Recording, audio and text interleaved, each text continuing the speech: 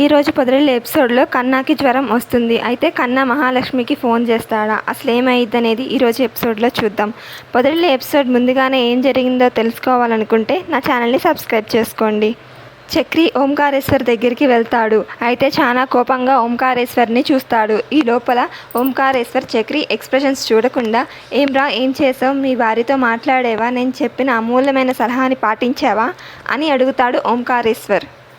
అయితే ఓంకారేశ్వర్ అంటాడు, కొన్ని రోజుల్లో శుభవార్త చెప్తావులే అని చెప్పి అంటూ, ఏంటి ఏం మాట్లాడలేదని చెప్పి చక్రిని చూస్తాడు.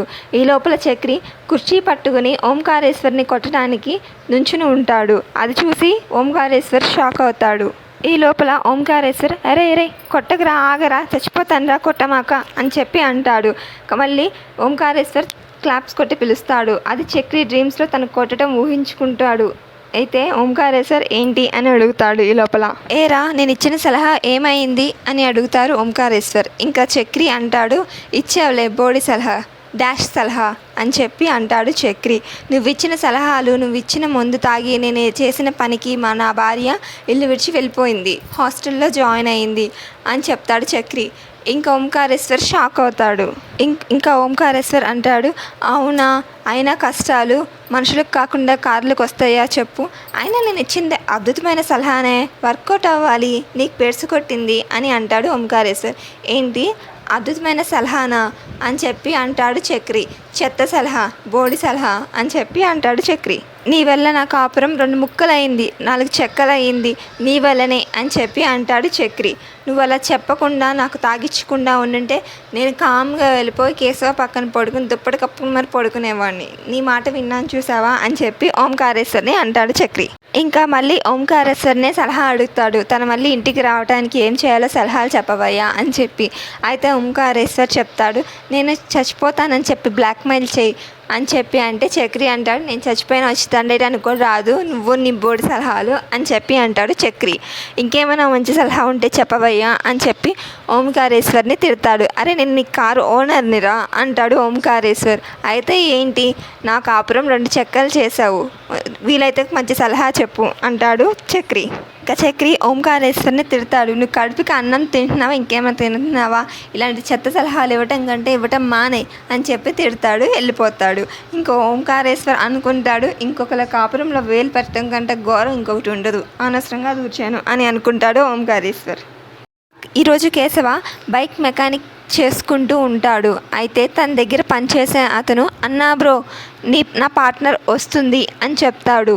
అయితే కేశవ పట్టించుకోకుండా వస్తే ఏంటి అని చెప్పి అంటాడు. అదేంటి బ్రో, తనకి నీ మీద ప్రేమ ఉందో లేదో చూస్తాను అని చెప్పి అన్నావు కదా అని అంటాడు. నాకు తన మీద ఏ ఫీలింగ్స్ లేదు, తనకి నా మీద ఏ ఫీలింగ్స్ లేదు, తను ఏదో నన్ను కన్ఫ్యూజ్ చేస్తుంది అని చెప్పి అంటాడు కేశవ. అయితే నీకు తన మీద ఏ ఫీలింగ్స్ లేవా, తనని ఇష్టపడటం లేదా అని అడుగుతాడు తన దగ్గర పనిచేసే అతను. లేవు, రావు అని చెప్పి అంటాడు కేశవ. ఈ లోపల శైలి వచ్చి అంటుంది కేశవాని, ముంగీసా నేను వెళ్ళిపోతున్నాను అని చెప్పి అంటుంది. కేశవ మరి మంచిది అని చెప్పి అంటాడు.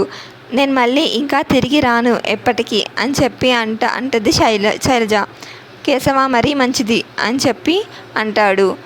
నేను తిరిగి రాను అని చెప్పిన, ఒకసారి కూడా వెళ్ళిపోతున్నానని చెప్పిన నన్ను చూడవా అని చెప్పి అంటుంది శైలు. నాకు వద్దన్న వస్తువులని, నాకు అక్కర్లేదనుకున్న వాటిని నేను తిరిగి అసలు ఒక్కసారి కూడా వెనక్కి తిరిగి చూడను అని అంటాడు కేశవ. ఇంకా శైలు అంటుంది, నేను అసలు నీ వెనకాల పడటం నాదే తప్పు, మా నాన్న చూసిన సంబంధం చూసి నేను పెళ్లి చేసుకుంటాను, అత్తవారింటికి వెళ్ళిపోతున్నాను, గుడ్ బై అని చెప్పి వెళ్ళిపోతుంది శైలు. ఇంకా కేశవ ఫీల్ అవుతూ ఉంటాడు. మా శైలజ ఏమో వెళ్ళిపోతుంది అని చెప్పి తన దగ్గర పనిచేసే అతను చెప్తూ ఉంటాడు, వెళ్ళిపోయిందన్నా అని చెప్తాడు. ఇంకా అప్పుడు కేశవ లేచి, ఏంటి నిజంగానే వెళ్ళిపోయిందా అని చెప్పి షర్ట్ వేసుకొని శైలజ దగ్గరికి బయలుదేరుతాడు. ఇంకా శైలు వెనకాలే నడుచుకుంటూ వెళ్తూ ఉంటాడు. ఈ లోపల శైలు వెనకాల ఎవరో వస్తున్నట్టు ఉన్నారని చెప్పి చూస్తూ కూడా ఇంకా నడుచుకుంటూ ముందుకు వెళ్తూ ఉంటే ఇంకా వెనకాల ఫాలో వెళ్తూ ఉంటాడు కేశవ. ఇంకా శైలు వెనక్కి వచ్చి, ఏంటి నా వెనకాల ఫాలో అవుతున్నావు అని చెప్పి అడుగుతుంది కేశవాని.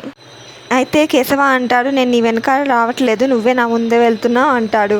ఇంకా శైలు అంటుంది, రే బండరాయి, నువ్వు కూడా నన్ను ప్రేమిస్తున్నావురా, అందుకే నా వెనకాల వస్తున్నావు అని చెప్పి శైలు అంటుంది. అదేమీ లేదు అని చెప్పి అంటాడు కేశవ. సర్లే, నువ్వు నీ మనసులో ఉన్న మాట బయట పెట్టకు, నేను మా నాన్న వచ్చిన సంబంధం చేసుకుని హాయిగా ఉంటాను అని చెప్పి అంటుంది శైలు కేశవ. ఇంకా శైలు వెళ్ళిపోతుంటే కేశవ చేయి పట్టుకుని ఆపుతాడు. ఏంటి ముంగిసా, నా చేయి పట్టుకున్నావు అని అడుగుతుంది శైలు. ఇది ప్రేమంటారో ఏమంటారో తెలీదు, నాకు నువ్వు వెళ్ళిపోతుంటే మాత్రం ఏదో ఫీలింగ్ ఉంది, వెళ్ళిపోవద్దు అని చెప్పి అంటాడు కేశవ. దీన్నే ప్రేమంటారా బండరాయి అని చెప్పి అంటుంది శైలు కేశవతో. ఇంకా కేశవ అంటాడు, దీన్ని ప్రేమంటారో ఏమంటారో నాకు తెలీదు, నీకు పెళ్ళి అనగానే నాకు అంత నచ్చలేదు, నేను ఉండలేకపోయాను అని చెప్పి అంటాడు కేశవ. ఇంకా శైలజ అంటుంది, దీన్నే ప్రేమ అంటారు అని చెప్పి అంటుంది. లేదు, ఈ ప్రేమ ఇవి నాకు సెట్ కావు, నాకు ప్రేమించడం రాదు అని చెప్పి అంటాడు కేశవ. అది నేను చూసుకుంటా కదా అంటుంది శైలు. నేను అమ్మాయిలతో మాట్లాడటం నాకు రాదు అని చెప్పి అంటాడు. నేను మాట్లాడతానుగా, నేను నేర్పిస్తాను కదా అని చెప్పి అంటుంది శైలు. నాకు బుజ్జగించటం, అలిగితే ఓదార్చడం అవి ఏమీ రావు అని చెప్పి అంటాడు కేశవ. ఏం అక్కర్లేదు అని చెప్పి అంటుంది శైలు. నాకు చాలా కోపం ఎక్కువ అని చెప్పి అంటాడు కేశవ. పర్లేదు, నేను చూసుకుంటాను అంటుంది శైలు. ఇంకా తర్వాత కేశవ అంటాడు, నాకు బయట వెనకాల పడటం, వెనకాల తిరగడం అవేమీ రావు అని చెప్పి అంటాడు కేశవ. నాకు ఏం అక్కర్లేదు, నువ్వు నన్ను ప్రేమిస్తున్నావని అర్థమైపోయింది అని చెప్పి శైలజ కేశవాని హక్ చేసుకుంటుంది. ఇంకా చక్రి సారీ చెప్పడానికి మహాలక్ష్మి దగ్గర ఉన్న వాచ్మెన్కి ఒక పేపర్ ఇస్తాడు మహాలక్ష్మికి ఇవ్వమని. ఇచ్చిన వెంటనే అది చూసి మహాలక్ష్మి నలిపి పారేస్తుంది. తర్వాత తన హాస్టల్లో ఉన్న వాళ్ళందరికీ ఇస్తుంది. చక్రి సారీ చెప్పాడు, సారీ పేపర్ ఇచ్చాడు అని చెప్పి. ఇంకా మహాలక్ష్మికి కోపం వస్తుంది. వాళ్ళందరూ చెప్తారు, ఇంత చక్కగా సారీ చెప్తున్నారు, ఇప్పట్లో ఎవరు చెప్తున్నారు సారీ, నాకు ఉన్నాడు బాయ్ ఫ్రెండ్, ఎప్పుడూ చెప్పలేదు, నేనే చెప్పాలి అంటుంది అక్కడ ఉన్న ఒక అమ్మాయి. ఇంత చక్కగా రొమాంటిక్గా సారీ చెప్తున్నాడు, ఒప్పుకోక అని చెప్పి చెప్తున్నారు మహాలక్ష్మికి. ఇంకా మహాలక్ష్మికి కోపం వచ్చి వెళ్ళిపోతుంది. ఈ లోపల వార్డెన్ పిలుస్తుంది. వార్డెన్ పిలిచి ఆమె కూడా సారీ లెటర్ ఇస్తుంది. ఇంకా మహాలక్ష్మి సైలెంట్గా లోపలికి వెళ్ళిపోతుంది. అయితే కన్నాకి జ్వరం వచ్చింది కదా, అది ఈ లోపల మాధవ వస్తాడు. వచ్చి ఇంకా లైట్ వేయలేదేంటి, హాస్పిటల్కి వెళ్ళి ఇంకా రాలేదేమో అనుకుంటాడు మాధవ. లోపలికి వెళ్ళి చూసేసరికి కన్నాకి జ్వరంగా ఉంటుంది, చాలా హై ఫీవర్ వస్తుంది. అది చూసి మాధవ కన్నాకి జ్వరం తగ్గాలని ఇంకా మాధవ అంటాడు, కన్నాకి జ్వరం తగ్గలేదు కదా పొద్దున్నుంచి, హాస్పిటల్కి వెళ్దాం పదరా, ఉండి నేను కేశవకి కాల్ చేస్తాను అని అంటాడు మాధవ. ఈ లోపల కేశవ శైలజ దగ్గర ఉంటాడు. అయితే శైలజని అడుగుతాడు, అవును మీ నాన్న వచ్చిన సంబంధం మరి ఏం చేస్తావు, నన్ను ప్రేమిస్తాను అంటున్నావు కదా అని చెప్పి అంటాడు కేశవ. మా నాన్న అసలు సంబంధమే తీసుకురాలేదు అని చెప్పి అంటుంది శైలు. అంటే నువ్వు యాక్టింగ్ చేసావా అని చెప్పి అంటాడు కేశవ. యాక్టింగ్ కాదు, ఒక చిన్న ప్లాన్ వేసాము, నీ మనసులో ఉన్న మాట బయట పెడదామని అని చెప్పి అంటుంది శైలు.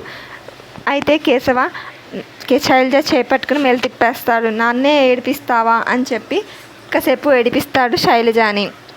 ఈ లోపల మాధవ కాల్ చేస్తాడు కేశవకి. కాల్ చేసిన వెంటనే కేశవ అంటాడు, ఇక్కడే ఉన్నాను, షాప్ దగ్గర ఉన్నాను అని చెప్పి అంటాడు. అక్కడేం చేస్తున్నావురా, కన్నాకి ఇంకా జ్వరం తగ్గలేదు, త్వరగా ఆటోని తీసుకునిరా అని చెప్పి అంటాడు మాధవ. ఇంకా కేశవ శైలజని ఇంటికి వెళ్ళిపోమని చెప్పి త్వరగా బయలుదేరుతాడు. ఈ లోపల చక్రి అందరి కోసం ఎదురు చూస్తూ ఇంట్లో ఉంటాడు. అందరూ ఎక్కడికి వెళ్ళొచ్చారు, ఇప్పుడు దాకా లేరేంటి అని అంటాడు చక్రి.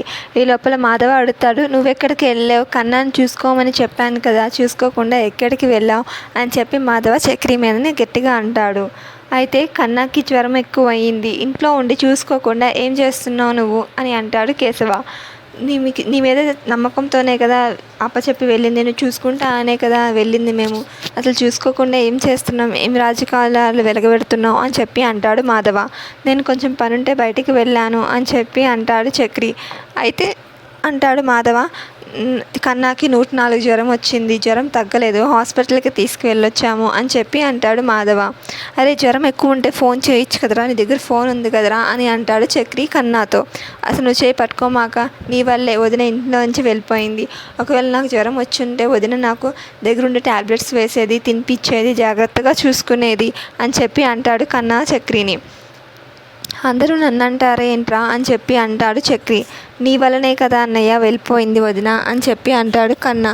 నువ్వు సరిగ్గా ఉండుంటే వదిన వెళ్ళేదే కాదు, వదిన వల్ల ఈ ఇంటికి చాలా వరకు మర్యాద పెరిగింది, వదిన వెళ్ళిపోయింది అని నీ వల్లనే అంతా అని చెప్పి చక్రిని కన్నా అంటాడు. కేశవ కూడా చక్రిని అంటాడు. అసలు నువ్వేం చేస్తున్నావు నీకు అర్థం కావట్లేదు అని చెప్పి చక్రిని అందరూ తిడతారు. ఇంకా కన్నాకి ట్యాబ్లెట్స్ వేస్తారు. వేసిన తర్వాత కన్నా మహాలక్ష్మికి కాల్ చేస్తాడు. నువ్వు రావచ్చు కదా వదిన, నువ్వు నన్ను బాగా చూసుకున్నావు, నన్ను ఇక్కడ ఎవరు చూసుకునే వాళ్ళు లేరు అని చెప్పి కన్నా ఏడుస్తాడు. ఇంకా ఫోన్ పెట్టేస్తాడు కన్నా. ఇంకా మహాలక్ష్మి మార్నింగ్ అయిన తర్వాత కన్నాని చూడటానికి ఫ్రూట్స్ తీసుకుని వస్తుంది. నారాయణ బయట చూసి మహాలక్ష్మినేనా అని చెప్పి చాలా ఆనందంగా ఉంటాడు. అయితే గుంజీలు తీస్తూ ఉంటాడు. ఎందుకు గుంజీలు అని చెప్పి అంటది మహాలక్ష్మి. నాకు చక్రికి రాంగ్ సజెషన్ ఇచ్చాను కదా అందుకే అని చెప్పి అంటాడు నారాయణ. నువ్వు ఎప్పుడైనా కరెక్ట్ చేసావా అని చెప్పి అంటుంది మహాలక్ష్మి. ఇంకా తర్వాత నారాయణ ఎందుకు ఇప్పుడు వచ్చావుగా సంతోషమే అని చెప్పి అంటాడు మహాలక్ష్మిని. నేను ఉండడానికి రాలేదు, వచ్చి వెళ్ళిపోవడానికి వచ్చాను అంటుంది మహాలక్ష్మి. అదేంటి అంటాడు నారాయణ. కన్నాకి బాలేదు కదా అని చెప్పి అంటుంది మహాలక్ష్మి. ఏమైంది కన్నాకి అంటాడు నారాయణ. అది విని మహాలక్ష్మికి నారాయణ మీద ఇంకా కోపం వస్తుంది. ఈరోజు ఎపిసోడ్ ఇలా జరిగింది. రేపటి పొదరిల్లే ఎపిసోడ్ ఏం జరిగిందో తెలుసుకోవాలనుకుంటే